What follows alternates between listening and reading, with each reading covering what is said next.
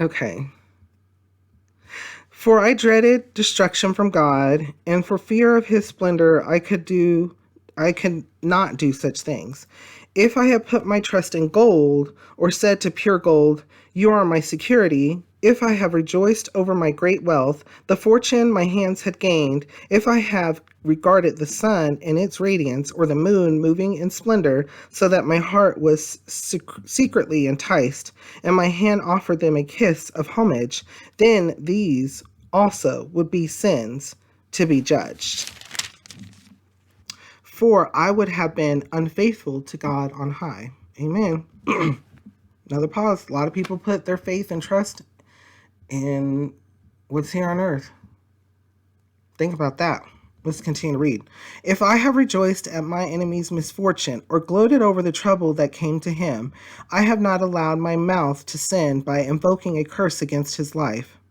If the men of my household have never said, who has not had his fill of Job's meat? But no stranger had to spend the night in the street, for my door was always open to the traveler. If I have concealed my sin as men do, by hiding my guilt in my heart, because I so feared the crowd and so dreaded the contempt of the clans that I kept silent and would not go outside. Oh, that I had that I had someone to hear me. Oh, that I had someone to hear me. Another quick pause. Listen to what all Job is talking about. If I have rejoiced at my enemy's misfortune, or gloated over the trouble that came to him. So even when others are down, even when others are going through it, listen to what he's saying. He has not. If I have rejoiced at my enemy's misfortune, he wasn't one to gloat or to be like, to kick someone when they're down. Also, he also is saying, he didn't allow, no stranger had to spend the night in the street, for my door was always open. That's another thing. I mean, do we do that? Think about that today in today's society. Think about that today, period. Do we do that? Also, do we gloat over others people's misfortune? Think about that. Another point. If I have concealed my sin as men do, he's pointing out what we do. So let's talk about it. Think about things. Think about things in society and life that you come across. Because we as people are quick to judge. We're quick to judge others based off of look, based off of actions, based off of how they talk, speak.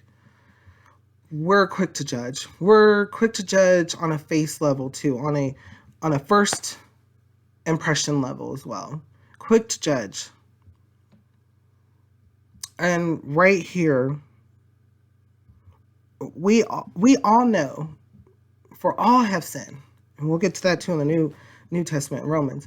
For all have sinned, and he's stating if he has done something, he's put it out there. He hasn't had. If I have concealed my sin as men do, because he knows we do. That's wisdom right there.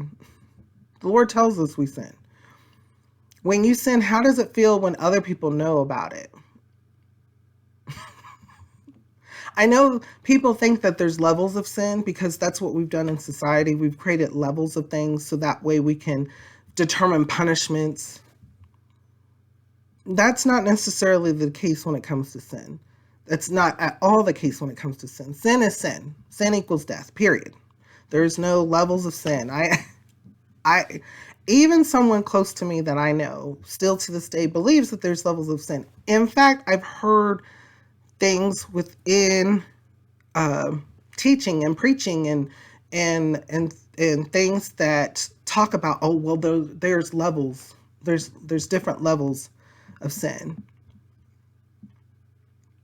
But time and time again, it says sin equals death over and over again. There is no, it's the same. The Lord is holy. The Lord cannot be around. There is no sin around the Lord. It's all the same. A thought compared to an action, it's the exact same. Whoa, right? What do you mean? Exactly. So think about it. And it may be difficult. Pray about it. Take it to the Lord. Take it to the Lord. Take it to the Lord. And so it can be difficult. It can be difficult. Before we go on, what kind of thoughts or feelings come to your mind? How does it make you feel and what does it make you think?